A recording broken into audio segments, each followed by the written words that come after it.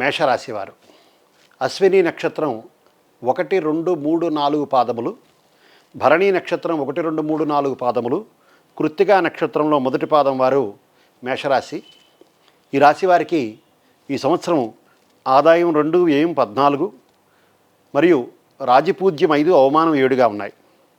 ఈ రాశి వారికి ఈ సంవత్సరం అంతా కూడా అనుకూలంగా ఉంటుంది.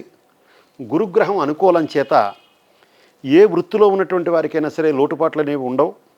ఏదో విధంగా ఆదాయం చేతికి అందుతూ ఉంటుంది. కానీ కొన్ని విషయాల్లో లోపల అధైర్యము, పిరికితనం కలుగుతూ ఉంటాయి. ముందు కొంత అసంతృప్తి ఉన్నప్పటికీ కూడా తదుపరి మేలు జరుగుతూ ఉంటుంది.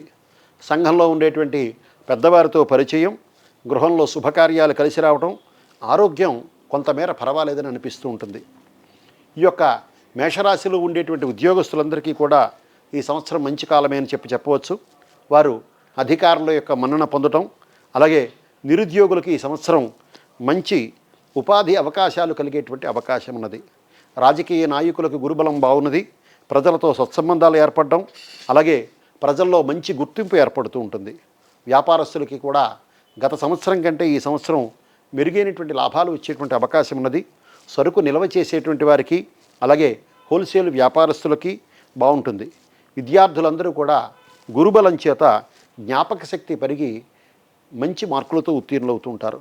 వ్యవసాయదారులకి ఈ సంవత్సరం 2 పంటలు కూడా బాగా లాభిస్తుంది. వారు చేసేటువంటి వ్యవసాయం పర్వాలేదని అనిపిస్తూ ఉంటుంది. మొత్తం మీద ఈ సంవత్సరం మేషరాశి వాళ్ళకి గత సంవత్సరం కంటే కూడా మెరుగైనటువంటి ఫలితాలు పొందేటువంటి అవకాశం ఉన్నది. వీరు గురువార నియమం పాటించడం, అట్లాగే దత్తాత్రేయునికి గురుడు సంబంధమైనటువంటి గురుడుకు సంబంధించినటువంటి ధ్యానములు చేయటం ద్వారా వీరికి మరింత మేలు కలిగేటువంటి అవకాశం ఉన్నది. స్వస్తి.